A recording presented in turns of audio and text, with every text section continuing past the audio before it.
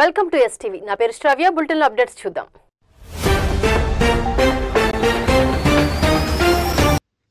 ఆంధ్ర రాష్ట్రంలో కల్తీ మద్యం విక్రయాలను అరికట్టాలని డిమాండ్ చేస్తూ సుళ్లూరుపేట నియోజకవర్గంలోని నాయుడుపేటలో వైఎస్ఆర్సీపీ ధర్నా చేపట్టింది. మాజీ ఎమ్మెల్యే కిలివేటి సంజీవయ్య నాయకత్వంలో వైఎస్ఆర్సీపీ నాయకులు, కార్యకర్తలు పెద్ద ఎత్తున హాజరై నాయుడుపేట ఎక్సైజ్ పోలీస్ స్టేషన్ ఎదుట నిరసన తెలిపారు.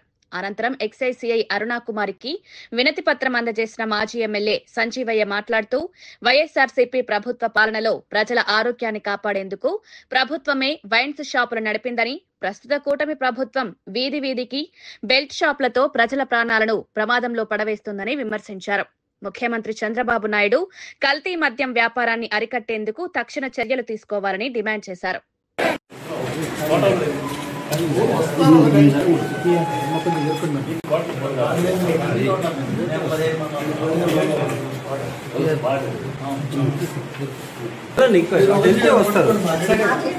బ్యాక్ సైడ్ వెళ్ళే పర్లా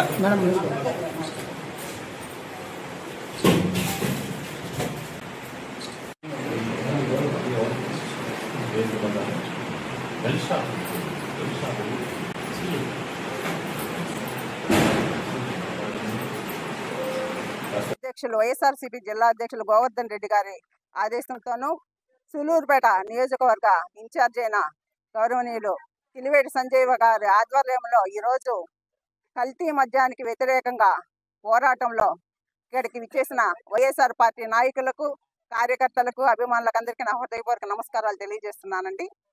ఈరోజు రాష్ట్రంలో కల్తీ మద్యం ఏరులై పారుతా ఉంది. దాన్ని పట్టించుకునే నాదుడే లేరు.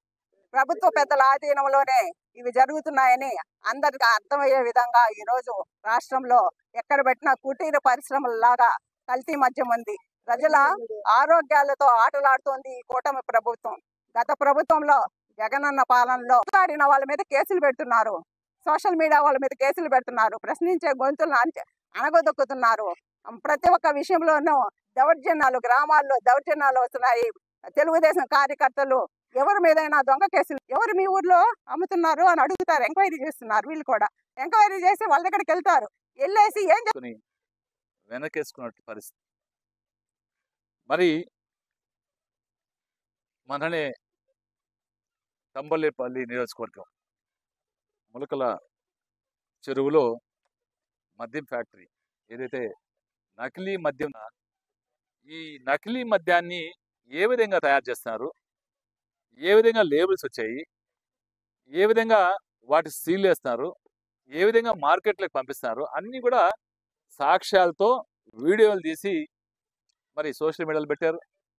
మరి దాన్ని సమయస్ఫూర్తి ఉపయోగించి కన్వీనియంట్గా తనకు మట్టి అంటకుండా వేరే వాళ్ళకి అంటే విధంగా చేయడంలో ఆయన సిద్ధాస్తారు. అందరికి తెలిసిన విషయమే. ఈ మద్యం లిక్కర్ కేసును కూడా మరి తనకి సంబంధం లేనట్టుగా డైవర్షన్ పాలిటిక్స్ చేస్తూ ప్రయత్నం చేసే కార్యక్రమం ఈరోజు సిట్ కూడా వేసినట్టున్నారు. సిట్ అది చంద్రబాబు నాయుడు గారి చేస్తారా? మరి లోకేష్ చిన్నబాబుకి డబ్బు సంచులు ముట్టే చంద్రబాబు నాయుడు టికెట్ ఇచ్చారు.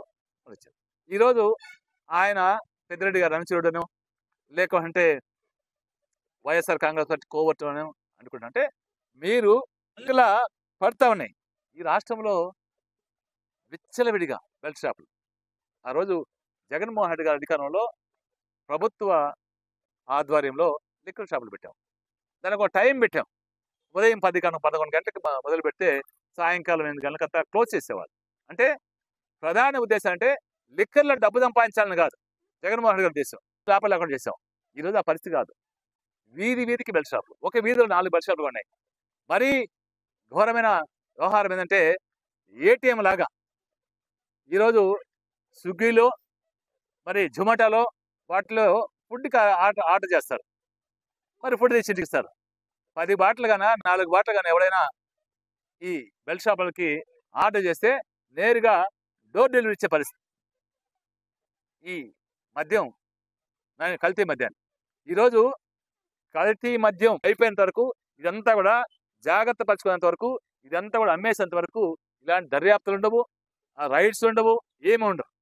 కాబట్టి మేము చంద్రబాబు నాయుడు గారి మీద నమ్మకం లేదు. డబ్బు కొరకు ఎక్కడికైనా దిగజాటారైనా డబ్బే ప్రాధాన్యత. కొడుకు కూడా తండ్రిని మించిన తనయుడు. డబ్బే వాళ్ళకి ముఖ్యం. ప్రజల ప్రాణాలు లేదు, ప్రజలతో అవసరం లేదు. వైఎస్ఆర్ కాంగ్రెస్ పార్టీ తరఫున డిమాండ్ చేస్తాం. ఇవి ఇప్పటి వరకు ఉన్న bulletin updates. Keep watching STV. మేము చేసే వీడియోస్ మీకు నచ్చినట్లయితే లైక్ చేయండి. అలాగే మరిన్ని ఇంట్రెస్టింగ్ అప్డేట్స్ కోసం మా STV తెలుగు ఛానల్ ని సబ్స్క్రైబ్ చేసుకోండి.